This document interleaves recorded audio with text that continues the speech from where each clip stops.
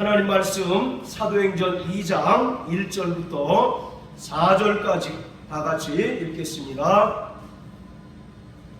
자, 같이 읽습니다. 시작. 오순절날이 이미 이름에 저희가 다 같이 한 곳에 모였더니 호련히 하늘로부터 급하고 강한 바람 같은 소리가 있어 저희 앉은 온 집에 가득하며 불의 혀같이 갈라지는 것이 저희에게 보여 각 사람 위에 임하여 있더니 저희가 다 성령의 충만함을 받고 성령이 말하게 하심을 따라 다른 방언으로 말하기를 시작하니라. 아멘.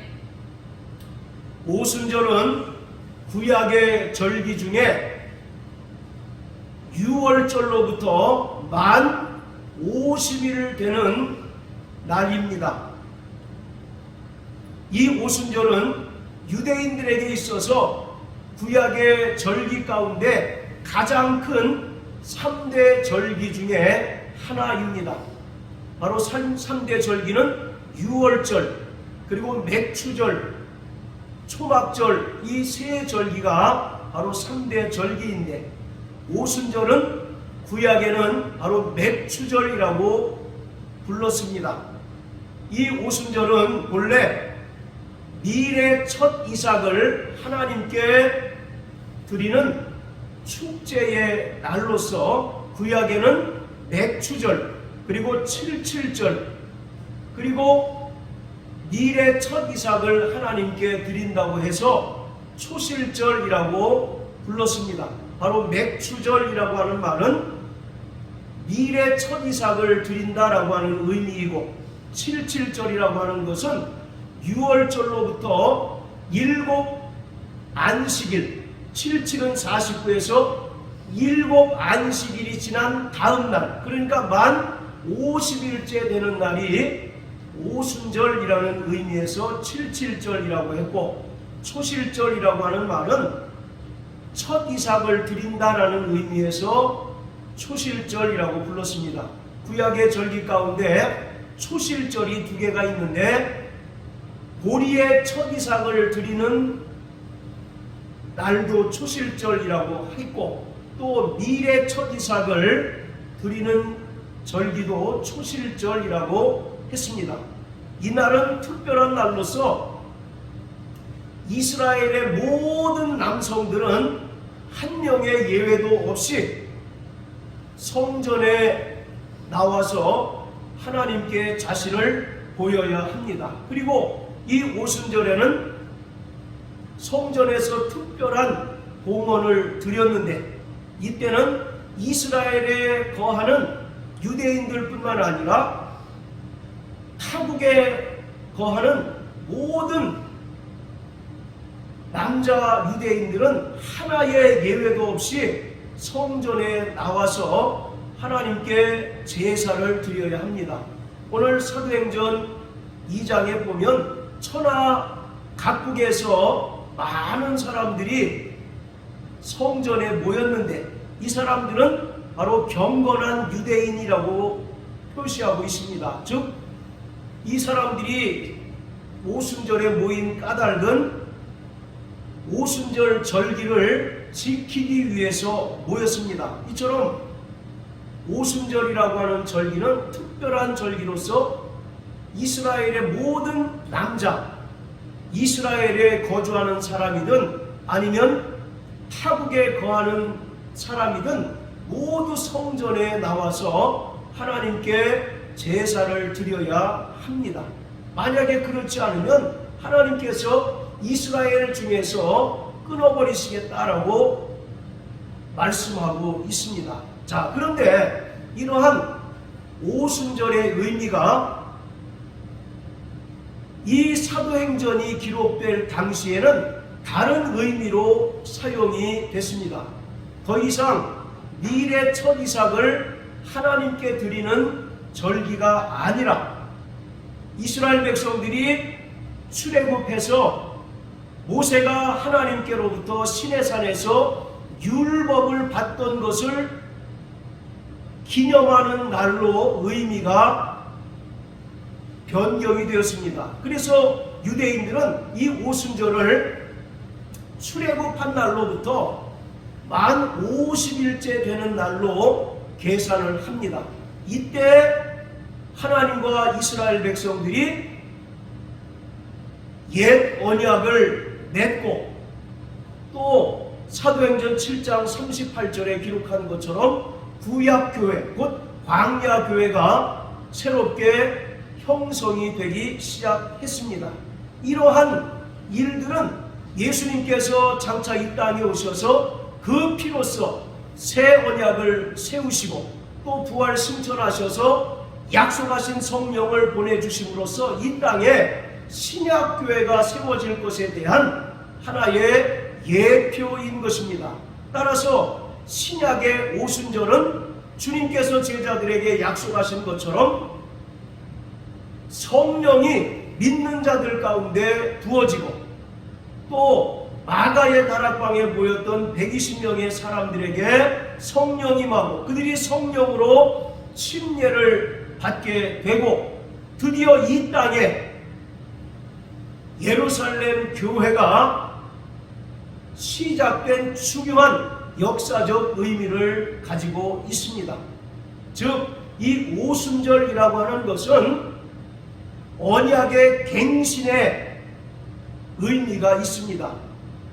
옛 언약이 이제 그치고 예수님께서 피로써 세우신 새 언약이 시작되는 그러한 시점이라는 거죠. 그리고 구약교회가 이제 그 사명을 다하고 예수님께서 피로 세우신 신약교회가 새롭게 시작되는 대단히 중요한 의미를 띠고 있는 날이 바로 오순절입니다.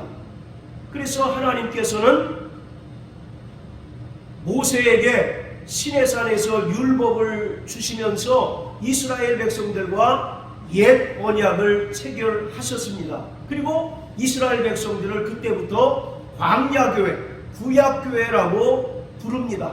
반면에 예수님께서 누가복음 22장 20절에서 말씀하신 것처럼 제자들과 함께 유월절 만찬을 하시면서 이 잔은 너희를 위하여 흘리는 바 언약의 피다 라고 말씀하신 것처럼 예수님께서 이 땅에 사람으로 오셔서 친히 십자가에 달려 죽으심으로 그 흘리신 피로 새 언약을 체결하셨고 이 오순절로부터 이제 새 언약이 비로소 효력을 발생하고 시작이 되었던 것입니다. 그리고 새 언약 안에 속한 구원받은 모든 성도들을 신약교회라고 하고 이때부터 이제 신약교회가 본격적으로 시작이 되었습니다.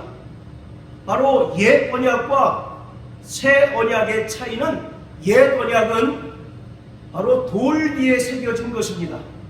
반면에 새 언약은 신 위에 새겨졌습니다. 자, 우리 고린도후서 3장을 다 같이 한번 보십니다. 고린도후서 3장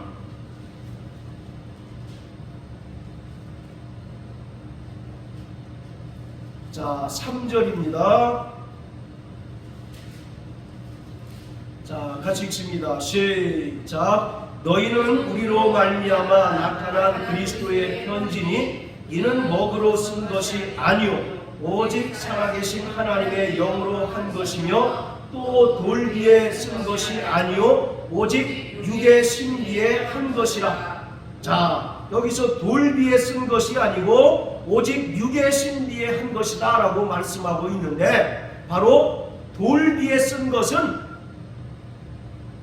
옛 언약에 속한 바로 율법입니다. 그래서 구약의 성막이나 예루살렘 성전에 보면 지성소 안에 있는 언약궤에는 언약의 두 돌판이 항상 담겨져 있음을 알 수가 있어요. 이처럼 바로 옛 언약은 돌 위에 새겨진 것입니다. 그러나 예수님께서 피로써 세우신 새 언약은 육의 신비에 새겨진 것이다 라고 말씀합니다. 자, 또 예레미야서 31장,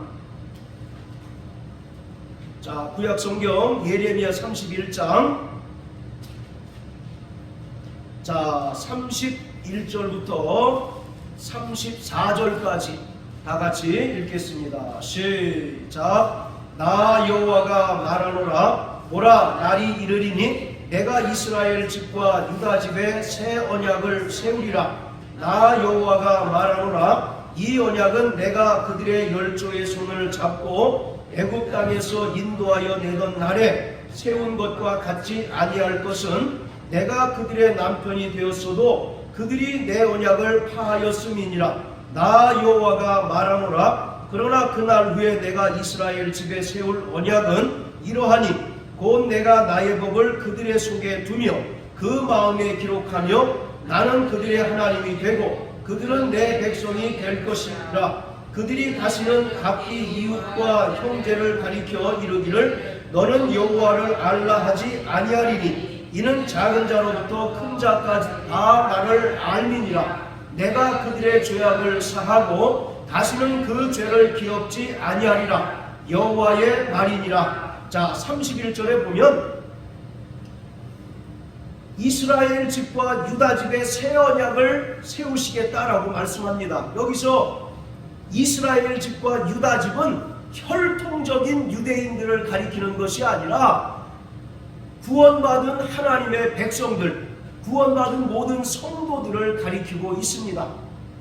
자, 그리고 하나님께서 애굽에서 430년 동안 노예 생활하던 이스라엘을 탈출하게 하신 후에 시내산에서 그들과 옛 언약을 맺으셨다라고 기록합니다. 그런데 그들이 32절에 보면 하나님께서 그들의 남편이 되어주셨지만 그들이 하나님의 언약을 불순종함으로 말미암아 그 언약을 파했다라고 기록하고 있어요.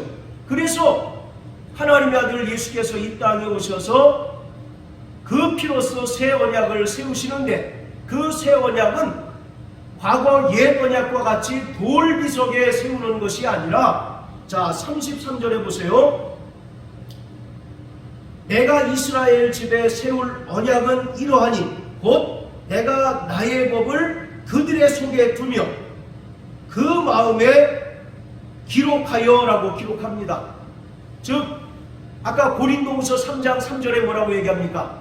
신비에 새겼다라고 말씀하고 있잖아요. 그것처럼 옛 언약은 하나님께서 모세에게 십계명을 주신 것처럼 언약의 두 돌판에 기록해서 보관하도록 했지만 예수님께서 이 땅에 오셔서 그 피로써 세우신 언약은 돌에 새긴 것이 아니라 바로 육의 신비에 새겼다라고 이렇게 이야기하고 있습니다. 그렇기 때문에 새 언약에 속한 자들은 날마다 마음의 할례를 받는 자가 되어야 합니다. 로마서 2장에 보면 표면적 유대인이 유대인이 아니라 이면적 유대인이 참 유대인이고 할례는 그 마음의 할진이라 라고 기록한 것처럼 바로 새 언약에 속한 자들은 그 언약을 돌비에 새긴 것이 아니라 육의 신비에 새긴 자들로서 날마다 그 말씀을 힘입어서 마음 가죽을 베는 할례를 행하는 자가 되어야 된다는 것을 말합니다. 그래서 바로 새 언약에 속한 자들은 날마다 예수님의 보혈을 의지하여 마음 가죽을 베는 회개를 하며 살아가는 자들이 되어야 하는 거예요. 오늘 이와 같이 우리는 하나님께서 혈통적 이스라엘 백성들과 맺으신 옛 언약에 속한 자들이 아니라 예수님께서 피로써 세우신 새 언약 안에 속한 자들입니다. 그래서 스가랴서 12장 10절의 말씀처럼 내가 다윗과 야곱의 거민에게 은총과 간구하는 심령을 더하여 준다라고 말씀하고 있는데 바로 여기서 야곱과 다윗의 거민은 새 언약 안에 속한 하나님의 백성들을 일컫습니다. 그 새 언약에 속한 자들에게 간구하는 심령을 주신다고 말씀하는데 이 간구하는 심령은 회개케 하시는 바로 성령을 가리킵니다. 따라서 우리는 새 언약에 속한 자들은 날마다 성령을 통해서 우리가 죄를 깨닫고 또 우리의 불순종과 불신앙을 깨달아서 자기의 마음가짐을 베고 통회하며 자복하고 회개하는 삶을 살아야 한다는 것을 분명히 성경은 말씀하고 있습니다. 오늘 이처럼 우리는 옛 언약에 속한 자가 아니라 새 언약에 속한 자입니다. 그것을 오늘 오순절을 통해서 사도행전은 우리에게 말씀하고 있습니다. 자, 사도행전 다시 2장으로 돌아가서요. 자, 그렇다면 오순절에 오늘 본문의 말씀과 같이 성령이 강림했는데 오순절날에 성령이 임한 그 이유는, 의미는 우리가 어떻게 이해를 해야 할까? 바로 오순절날에 성령이 강림한 것은 바로 크게 두 가지 의미로 우리가 요약하고 또 이해할 수 있겠습니다. 그 첫 번째는 언약의 성취입니다. 자, 따라하세요. 언약의 성취. 네, 약속하신 성령이 오순절날 임함으로써 이스라엘을 넘어서 모든 인류에게 하나님의 구원이 선포된 것입니다. 그리고 이것은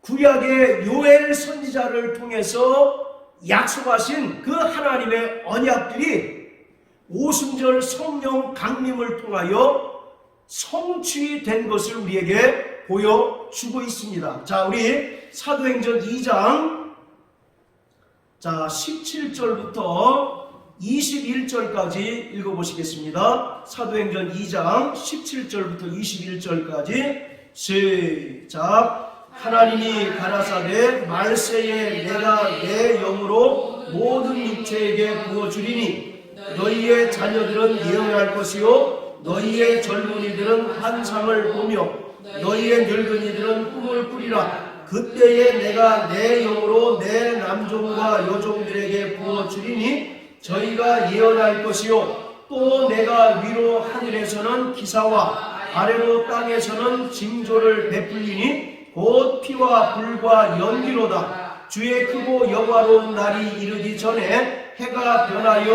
어두워지고 달이 변하여 피가 되리라. 누구든지 주의 이름을 부르는 자는 구원을 얻으리라 하였느니라. 자, 이것은 하나님께서 구약의 요엘 선지자를 통해서 예언하게 하셨던 것입니다. 그런데 이 요엘 선지자의 예언이 오순절날 성령 강림을 통해서 성취가 되었습니다. 요엘 선지자는 말세에 만민에게 주의 영을 부어주리라 라고 이와 같이 말씀합니다. 자, 여기 표시해 놓으시고요. 또 요엘서 2장을 다 같이 한번 보십니다. 자, 요엘서 2장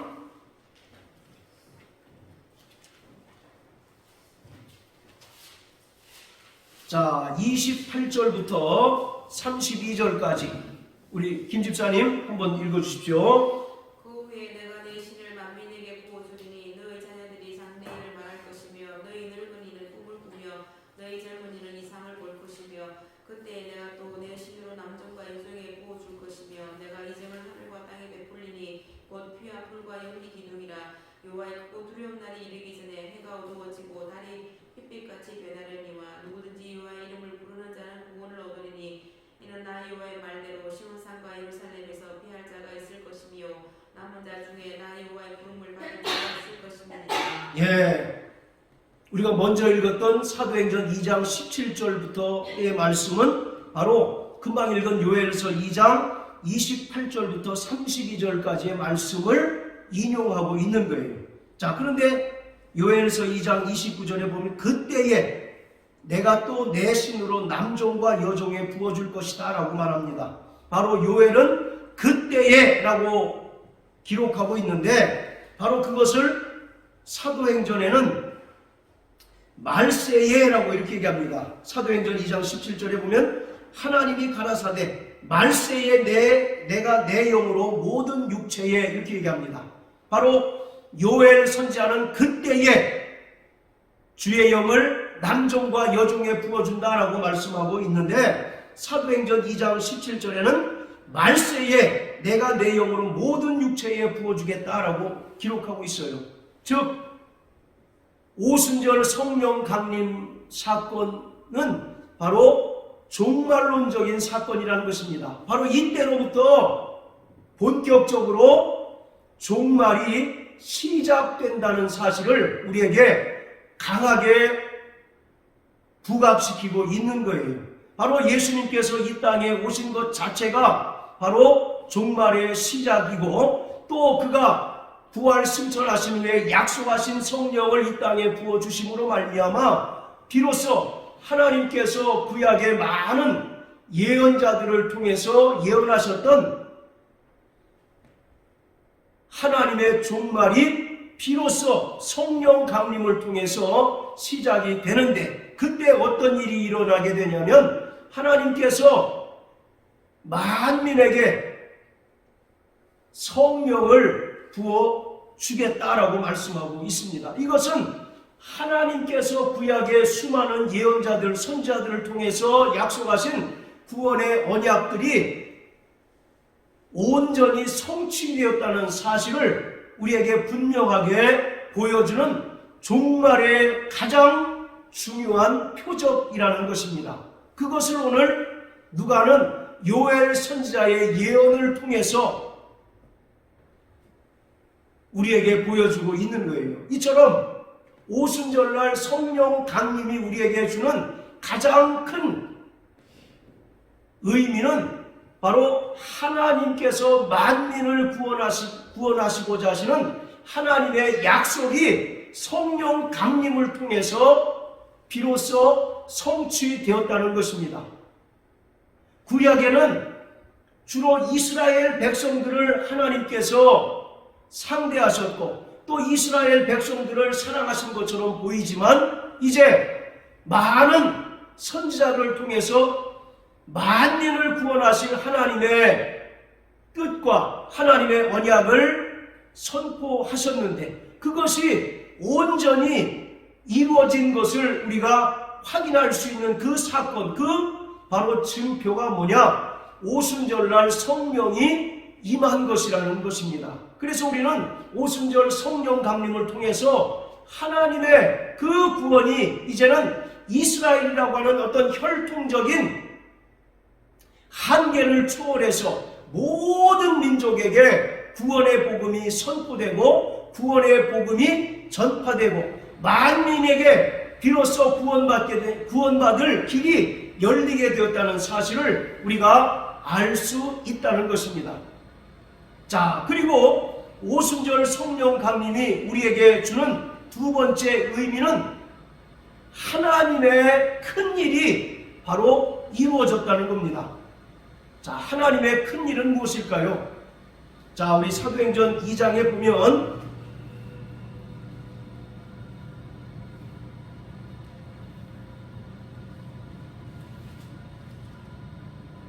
11절에 보면 120명의 사람들이 성령으로 충만함을 받은 다음에 방언을 말하기 시작합니다.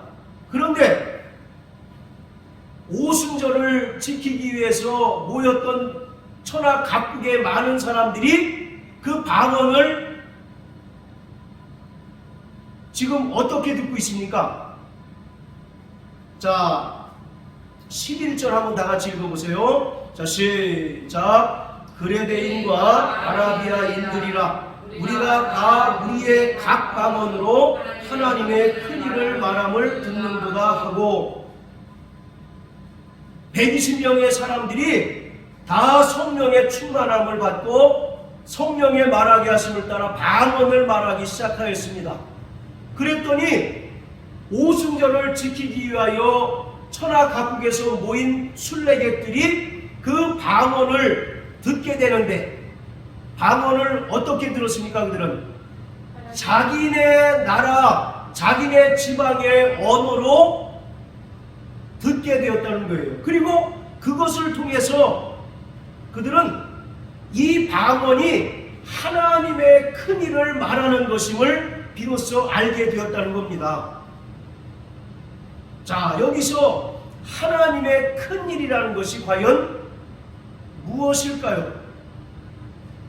이것은 단순히 언어의 문제를 넘어서 세상을 향한 하나님의 뜻이 성취되었을 뿐만 아니라 마귀에 대한 승리이며 또 죄인된 모든 인간이 비로소 하나님의 구원의 복음으로 하나가 되었다는 사실을 우리에게 보여주는 것입니다. 다시 말하면 오순절날 120명의 사람들이 성령의 말하게 하심을 따라 방언을 말한 것은 예수 그리스도께서 죽으시고 부활하심을 통하여 구원받은 성도들이 마귀의 권세로부터 해방되었는데 그것이 바로 하나님의 큰 일이라는 것입니다. 그래서 방언을 말하게 되었는데 천하각국에서 절기를 지키러 온 사람들은 그 방언을 자기 나라의 자기 지방의 언어로 듣게 되었는데 그것을 통해서 그들이 비로소 하나님의 큰 일을 알게 된 것이에요. 그 하나님의 큰 일이 뭡니까? 예수 그리스도의 죽음과 부활로 말미암아 세상 임금인 마귀가 심판을 받고 마귀 아래에서 죄의 종로로 타는 인간들이 그리스도 예수 안에서 비로소 자유를 얻고 또 해방된 것이 바로 하나님의 큰 일이라는 것입니다. 그래서 요한복음 16장 11절에 보면 심판의 대라 함은 이 세상 임금이 심판을 받았다라고 예수님께서 말씀하신 것처럼 오늘 성령이 믿는 자들 가운데 임함으로 말미암아 저들이 방언을 말하게 되었고 또 그 방언을 듣는 자들은 하나님의 그 놀라운 큰 역사, 하나님의 큰 계획을 듣게 되었는데 그것이 뭐냐? 더 이상 마귀의 권세 아래에서 죄의 종로로 타는 것이 아니라 누구든지 그리스도 예수 안에 거하는 자들은 마귀에게서 종로로 타지 않고 이제 그리스도 안에서 자유를 얻게 되었다는 사실을 바로 담대히 선포하는 것입니다. 자, 오늘 이것이 바로 중요한 거예요. 성령으로 충만한 자들이 다 방언을 말했는데 듣는 자들이 다 각각 자기 지방 또 자기 나라의 그 언어로 듣게 된 것은 창세기 11장에서 바벨탑 사건이 온전히 회복된 것을 의미하고 있는 것입니다. 여러분, 바벨탑 사건이 어떤 사건입니까? 자, 우리 창세기 11장 한번 다 같이 보세요. 창세기 11장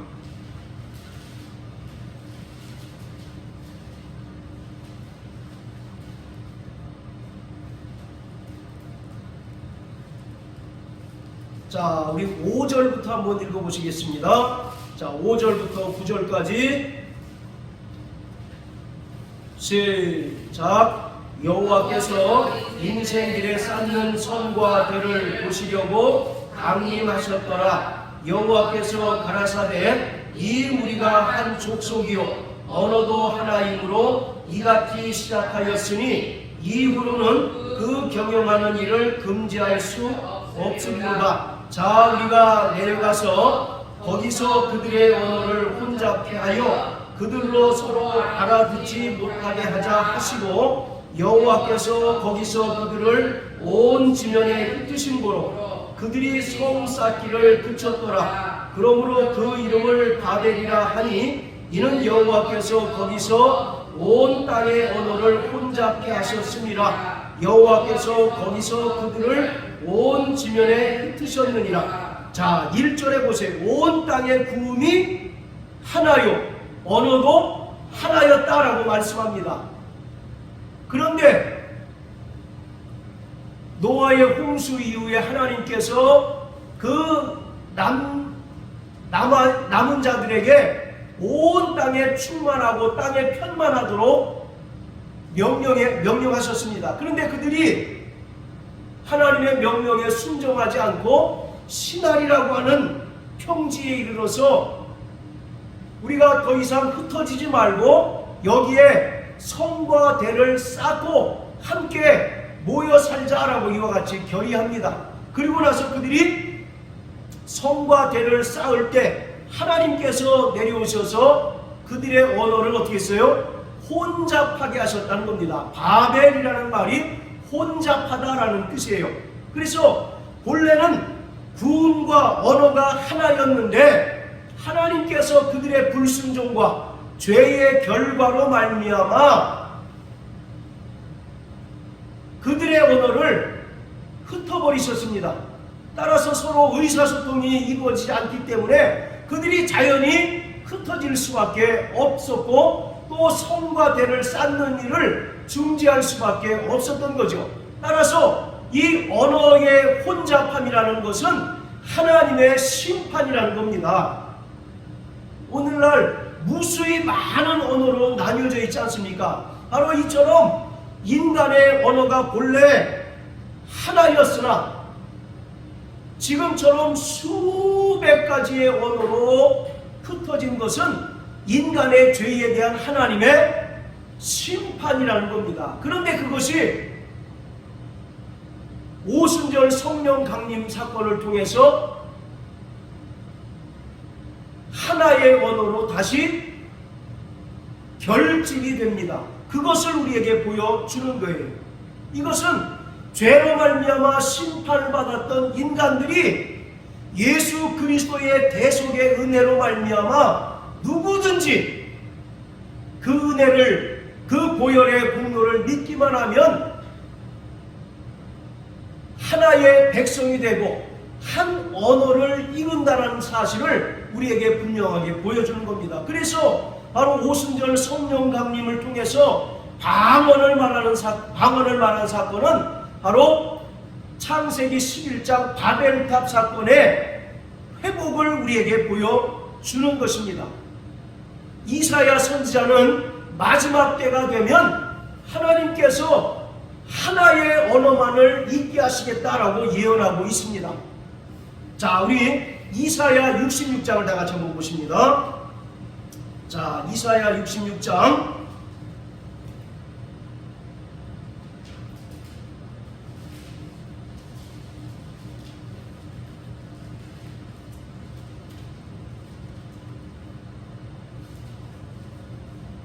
자, 18절입니다. 시작. 내가 그들의 수위와 사상을 아노라. 때가 이르면 열방과 열족을 모으리니 그들이 와서 나의 영광을 볼 것이요. 우리 성경에는 때가 이르면 열방과 열족을 모으리라 이렇게 이야기하고 있는데, 다른 성경에 보면 내가 가서 모든 나라와 언어를 모으리라 이렇게 번역하고 있습니다. 그러니까 이사야 선지자는 이 말씀을 통해서 마지막 때가 되면 하나님께서 한 가지 언어만 있게 하실 것을 예언하고 있는 거예요. 그리고 그것이 실제로 이루어진 사건이 바로 오순절 성령 강림을 통해서 방언을 말한 것입니다. 아까 분명히 창세기 11장에 보면 구음이 하나였고 인간의 언어도 하나였다라고 말씀하고 있잖아요. 그런데 그 인간의 언어가 하나였던 언어가 수백 가지의 언어로 흩어지고 혼잡게 된 것은 말씀드린 것처럼 죄에 대한 결과인 것입니다. 그런데 하나님의 아들 예수께서 이 땅에 오셔서 그가 친히 십자가에 달려 죽으시고 부활하심으로써 모든 죄를 사하셨습니다. 그러므로 마귀의 종로로 타는 인간들이 마귀로부터 자유함을 얻게 되었고, 그리고 여러 개로 수백 개로 흩어졌던 혼잡게 되었던 그 언어가 바로 영적인 방언으로 하나로 모아지게 된 것이에요. 이것은 하나님의 놀라운 큰 일인 것입니다. 그래서 이 방언을 오순절 성령 강림으로 말미암아 방언을 말하게 된 사건은 창세기 11장에 바벨탑 사건의 정확한 회복을 우리에게 말해주고 있는 것입니다. 노아의 홍수로 인해서 그 이전에 불순종하던 사람들을 다 하나님께서 물로 쓸어버리셨어요. 그리고 이제 노아를 통해서 이제 새롭게 하나님의 뜻이 펼쳐집니다. 그런데 여전히 인간은 하나님을 대적하고 또 하나님의 뜻에 불순종합니다. 그것의 대표적인 사건이 오늘 바벨탑 사건 아니겠습니까? 그렇지 않습니까? 분명히 하나님께서는 흩어지고 땅에 편만하고 충만하라고 말씀하셨는데 그들은 우리가 이곳에서 성과 대를 쌓고 여기 흩어지지 말자. 여전히 하나님의 명령에 불순종합니다. 이것은 마치 첫 아담이 먹지 말라고 하신 그 선악을 알게 하는 나무의 실과를 먹은 것과 같습니다. 그러므로 하나님께서 아담을 에덴 동산에서 쫓아버리셨듯이 하나님께서 불순종하고 또 타락한 인간들의 언어를 어떻게 하셨습니까? 다 흩어버리셨어요. 그런데 그것이 영적으로 한 가지 언어로 회복된 것이 뭡니까? 바로 방언이라는 거예요.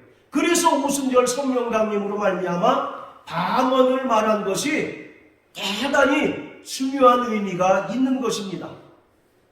첫 번째는 하나님께서 구약의 수많은 예언자와 선지자들을 통하여 하셨던 그 죄인들을 향한 구원의 언약이 이루어진 것을 우리에게 보여주는 사건일 뿐만 아니라 또 오순절날 방언을 말한 사건을 통해서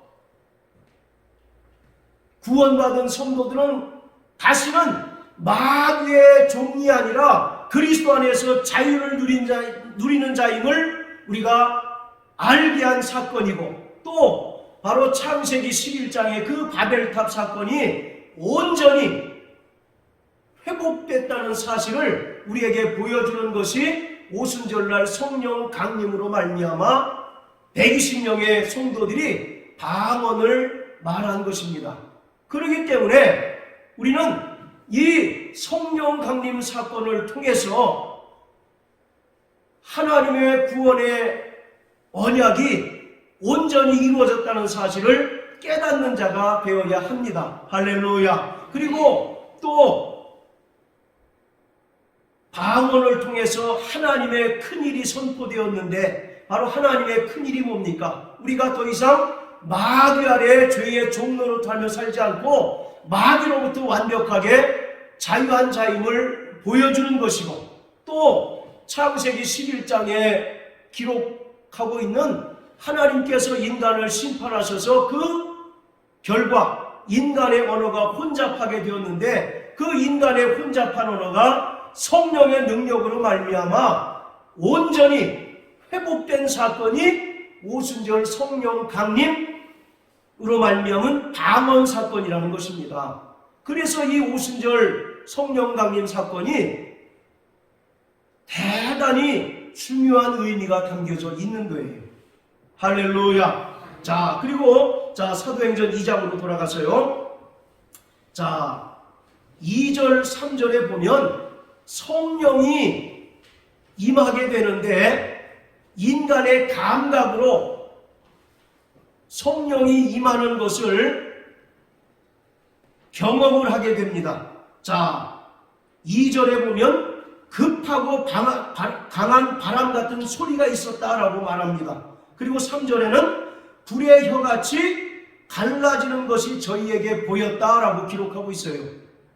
즉 인간의 어떤 청각이나 인간의 시각을 통해서 성령이 강림하신 것을 직접 목격하고 체험했다는 것입니다. 자, 그런데 여기서 중요한 것은 여기서 바람과 불이 과연 무엇을 가리키는 것일까? 일반적으로는 바람과 불을 성령이라고 이해를 합니다. 자, 우리 김 집사님 요한복음 3장 8절 한번 읽어주세요. 다른 분들은 다 들으시고요. 요한복음 3장 8절. 바람이 임의로 불며 내가 그 소리를 들어도 어디서 오며 어디로 가는지 알지 못하나니 성령으로 난 사람은 다 이러하니라. 예, 자, 예수님께서 니고데모와 거듭남에 대해서 말씀하시면서 하신 말씀인데, 바람이 어디로부터 어디서 가는지 알지 못하는 것처럼 이라고 말하는 것처럼 바로 이 바람이 바로 성령을 가리킨다는 것입니다. 그래서 성령은 바람과 같이 보이진 않지만 실제 우리가 바람은 보이지 않지 않습니까? 그러나 바람이 불면 그 움직이는 것을 통해서 바람이 있다는 사실을 아는 것처럼 성령은 보이지 않지만 바로 분명히 존재하는 영이시다라는 의미에서 바로 성령을 바람이라고 많이 이제 이해를 해요. 그래서 어떤 사람들은 성령의 바람 뭐 그런 얘기도 하지 않습니까? 그래서 여기서 사도행전 2장 2절에 보면 급하고 강한 바람이 바로 성령을 가리킨다라고 이렇게 이제 이해를 합니다. 그리고 3절에도 불의 혀같이 갈라지는 것이 저희에게 보였다라고 기록하고 있는데, 여기서 이 불이라고 하는 것도 또 성령을 가리킨다라고 이렇게 일반적으로 이해를 해요. 그래서 2절과 3절의 바람과 불은 바로 성령을 가리킨다 라고 이렇게 이제 일반적으로 이해를 합니다. 자, 그런데 우리가 여기에 강력하게 의문을 제기해 볼 필요가 있습니다. 과연 성령이 바람이시고 또 성령을 불이라고 설명하고 있을까? 자주 말씀드리지만 성경에서 이 불이라고 하는 이미지는 심판과 연결이 됩니다. 히브리서에 보면 하나님은 소멸하는 불이시다라고 말씀하고 있잖아요. 그리고 맹렬히 타는 이제 그 심판에 대해서 자주 불로 언급을 합니다. 자, 여기서 과연 바람과 불이 성령을 가리키는 것일까? 아니면 어떤 다른 또 의미가 있는 것일까? 우리가 한번 살펴보겠습니다. 자, 마태복음 16장 한번 다 같이 보십니다. 마태복음 16장.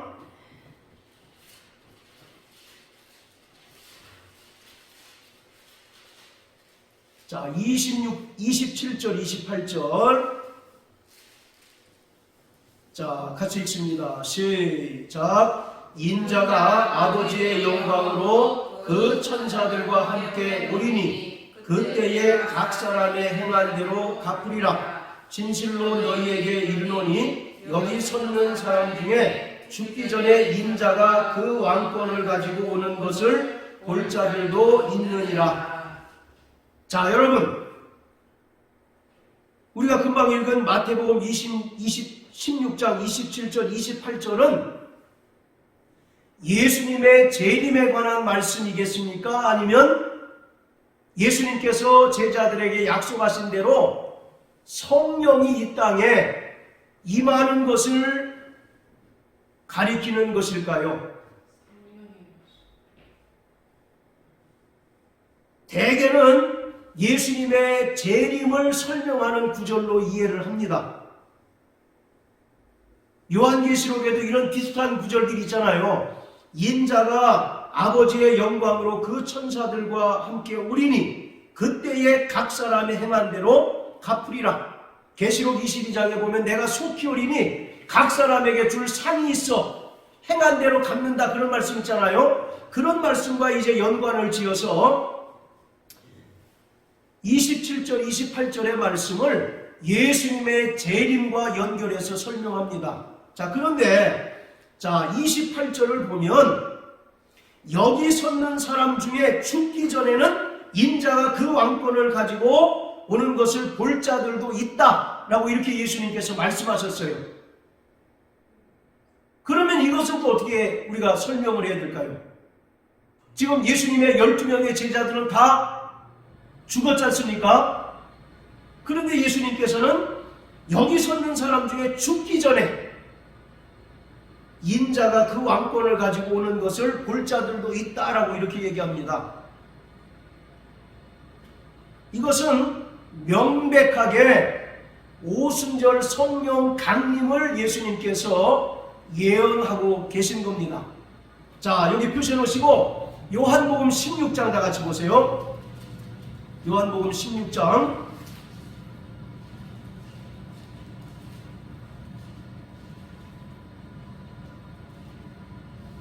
자, 16절 17절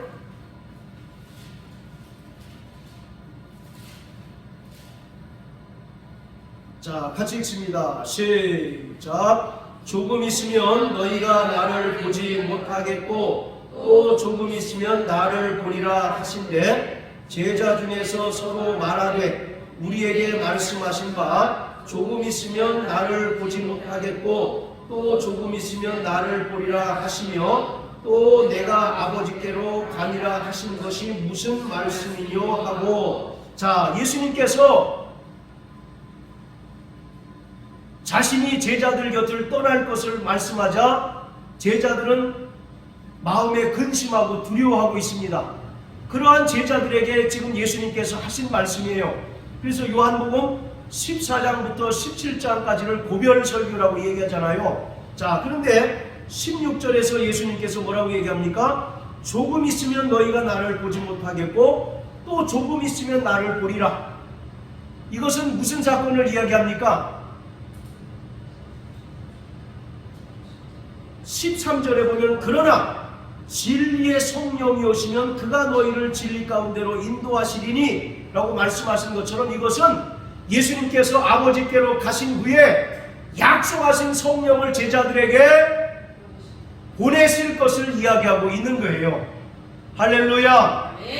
자, 그와 같이 오늘 마태복음 16장 27절 28절의 말씀도 자, 다시 마태복음 16장으로 돌아가서요. 이 말씀은 예수님께서 영광 중에 재림하실 것에 대한 그런 말씀이 아니라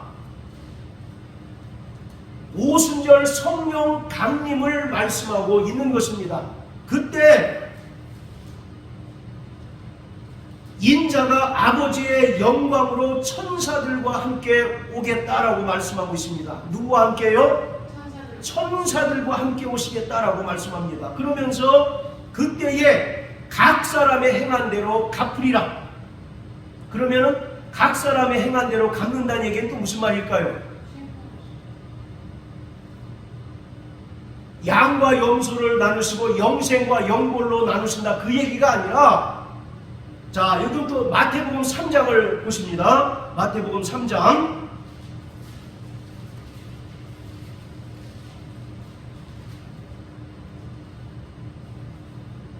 자, 3장 10절부터 12절까지 우리 사모님 한번 읽으십시오. 이미 우리가 나무 뿌리에 놓였으니 좋은 열매를 맺지 아니하는 나무마다 즐겁게 던지리라. 나는 너희를 회개케 하기 위하여 무릇 침례를 주거니와 내 뒤에 오시는 이는 나보다 능력이 많으시니 나는 그의 신을 들기도 감당치 못하겠노라. 그는 성령과 불로 너희에게 침례를 주실 것이요 손에 피를 들고 자기의 타작마당을 정하게 하사 알고문과 북한에 내리고 죽정이는 꺼지지 않는 불에 태우시리라. 예, 그래서 바로 이 말씀은 예수님을 믿고 회개하고 회개의 열매를 맺는 자들은 무엇으로 침례를 주신다고요?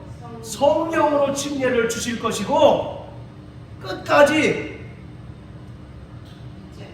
믿지 않고 회개하지 않고 회개에 합당한 열매를 맺지 않는 자는 뭘로 침례를 준다고요? 불로 침례를 준다는 겁니다. 바로 성령으로 침례를 준다는 얘기는 구원의 확증을 말하는 것이고 불로 침례를 주신다는 얘기는 믿지 않는 자는 이미 심판을 받았다라는 이야기를 하고 있는 겁니다. 요한복음 3장 18절에 보면 믿지 않는 자는 이미 심판을 받았다라고 말씀하고 있어요. 따라서 마태복음 16장 27절에서 그때에 각 사람 행한 대로 갚는다는 얘기는 정말 예수님을 믿고 회개하는 자들은 성령으로 침례를 주시고 믿지 않고 회개하지 않고 회개에 합당한 열매를 맺지 않는 자는 불로 침례를 준다. 즉 심판하신다는 그런 이야기를 하고 있는 것입니다. 할렐루야. 네. 자, 그래서 마태복음 16장 27절 28절은 재림에 관한 말씀이 아니라 약속하신 성령이 너희에게 곧 임할 것이다 라는 이야기를 하고 있는 겁니다. 그때에 누구와 함께 오신다고 말씀합니까? 천사와 함께 아버지의 영광으로 오리라 이와 같이 말씀하고 있습니다. 자, 마지막으로 히브리서 1장을 다 같이 한번 보세요. 히브리서 1장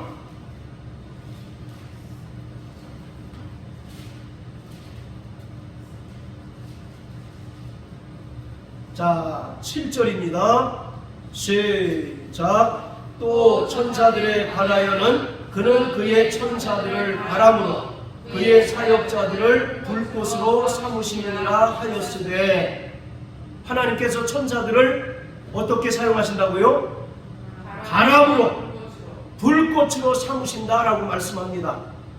그리고 여러분 창세기 3장에 보면 아담이 범죄한 후 선악을 알게 하는 나무의 실과를 따먹지 못하도록 두루도는 화염검과 두루도는 그릇과 화염검으로 그 길을 지키지 않습니까? 네. 바로 두루도는 그릇과 화염검이 바로 천사이듯이 오늘 사도행전 2장 2절 3절에 보면 급하고 강한 바람 같은 소리가 있었고 또 불의 혀같이 갈라지는 것이 보였는데 그것이 과연 무엇이냐? 일반적으로는 다 성령으로 이해를 하지만 우리가 확인한 바로 마태복음 16장 27절의 말씀에 의하면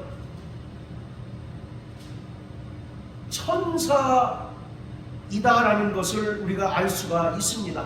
하나님께서는 천사를 바람과 불꽃으로 삼으신다라고 말씀하고 있습니다. 자, 오늘 120명의 성도들이 마가의 다락방에서 저녁 기도에 힘쓸 때 오순절날이 이름에 그들에게 성령이 임합니다. 그리고 다 저들이 성령의 충만함을 받아요.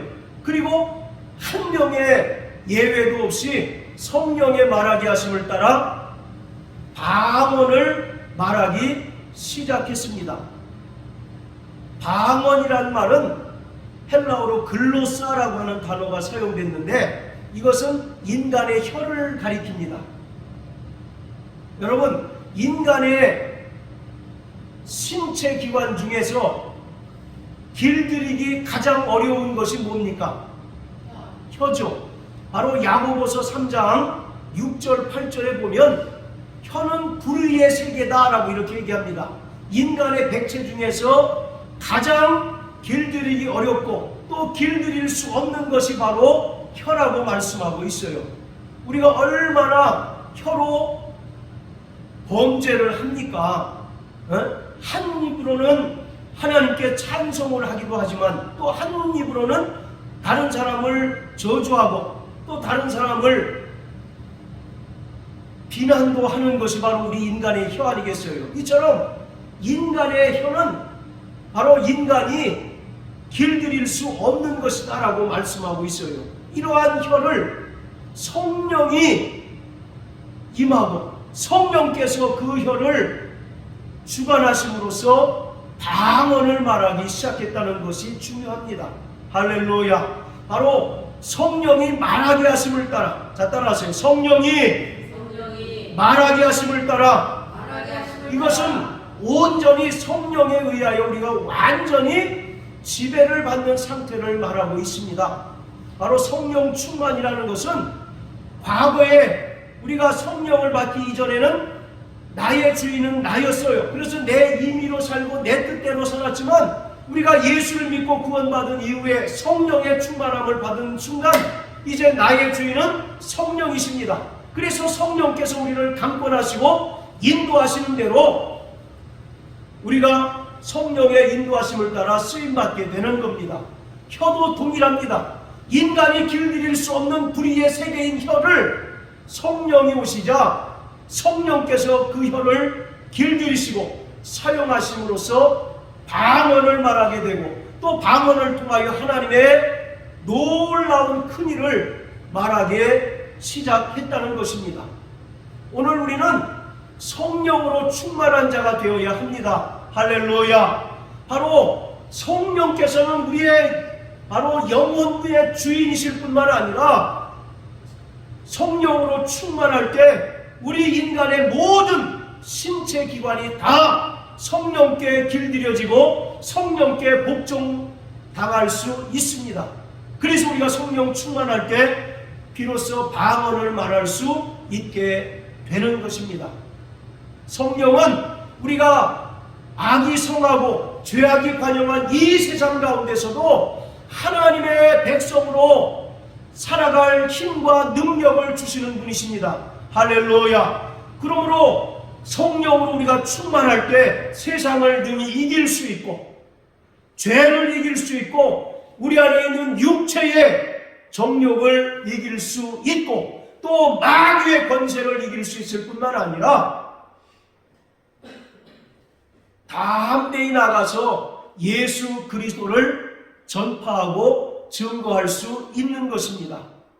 오늘 마가의 다락방에 모여서 기도하던 120명이 다 성령 충만하여 방언을 말하기 시작함부터 예루살렘 교회가 시작되고 또 예루살렘 교회를 통해서 삽시간에 복음이 모든 민족과 전 세계에 전파되었듯이 오늘 우리가 다 성령 충만할 때 우리는 이 땅에서 하나님의 백성으로 살아갈 수 있습니다.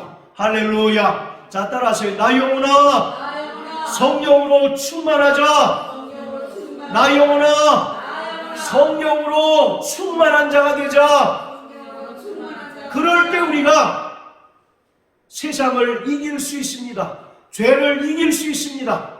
우리 육체의 게으름을 이길 수 있고 육체의 연약함을 초월할 수 있고 육체 안에 있는 죄성을 능히 극복하고 승리할 수 있습니다. 그뿐만 아니라 우리가 하나님의 도구가 되고 또 성령의 도구가 되어서 복음을 전할 수 있는 파수꾼의 사명을 감당할 수 있습니다. 그러므로 사랑하는 성도 여러분, 성령으로 충만한 자 되시길 주의 이름으로 축원합니다. 할렐루야.